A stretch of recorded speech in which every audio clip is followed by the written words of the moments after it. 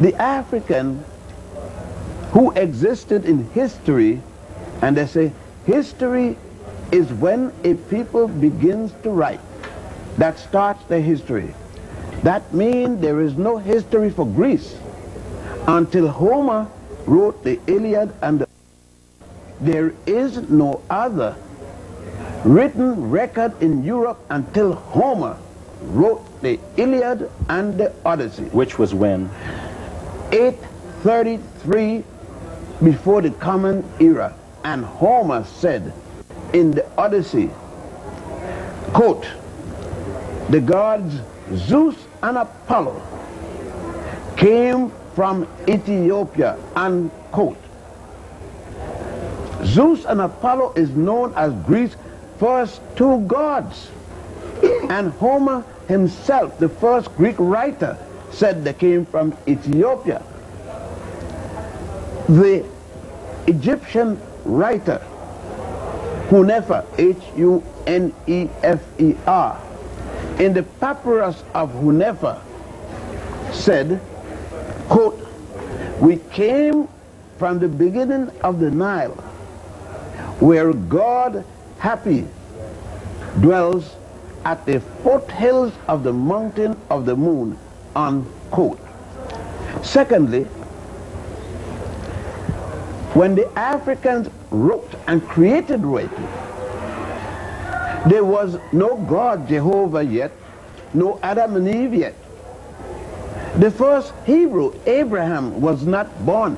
Abraham is not born until at best 1346 before the Common Era in the city of Ur in Chaldea. Chaldea is about where modern-day Iraq, just south of it is, where the Tigris and Euphrates meet. Now, when Abraham was born is equivalent to the 13th dynasty, just around the time when a people called the Shepherd Kings, or Hyksos, invaded the northern part of this land, around the delta. And they did not come any further south than a place called Avarice. And they're still in the delta. For instance, Hyksos have never been this far. They have never been as far as Cairo. And Cairo is an old city. The oldest it could go back in Fustat. And it was made by the conquerors during the time of Muhammad Ali. And Muhammad Ali wasn't even an Arab. He was an Albanian who took on the name Muhammad Ali. Now, when he converted to Islam to get the throne. If we go back further, not a single Hebrew was in this land until then, unless he was astray. There was no a single nation. There was nobody named Abraham. Abraham's mother and father did not follow what we call Judaism today. Terah, his father, worshipped an African woman.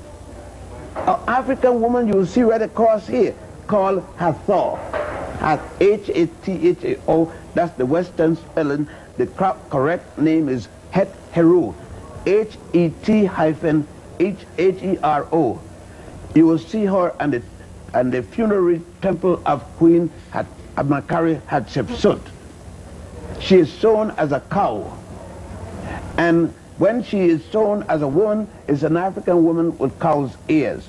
The best place you will see her is at a temple dedicated solely to her at a place called Dendera. Then you will see thousands of faces of her, especially in the Hypostyle Hall.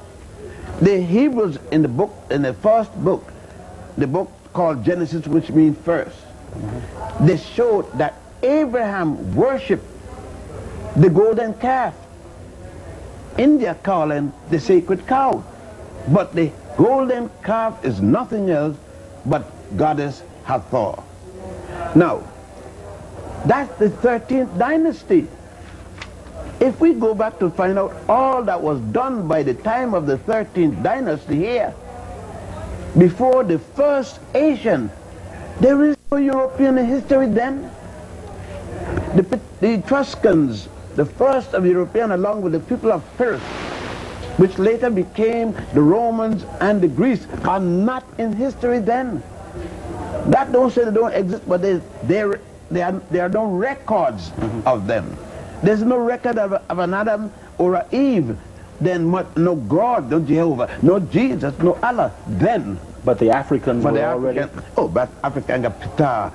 I'm going at random. I could keep knock them up. Let me go. Since African God had goddesses, I mean, they weren't eunuchs or anything like that. So the Africans had Ptah, right? They had Nut. They had Osiris. They had Isis. And by the way, I could use the proper name. When I say Osiris, they had Asaru. When I say Isis, they had Aset. They had his son, the Trinity. They had Asaru's son, Heru or Horus, born of an immaculate concepted mother. He himself born of a virgin birth, which you can see the story at the temple of Seti I at a place called Abydos. And Seti I was a king, 19th dynasty king. The Africans equally had numerous other goddesses and gods.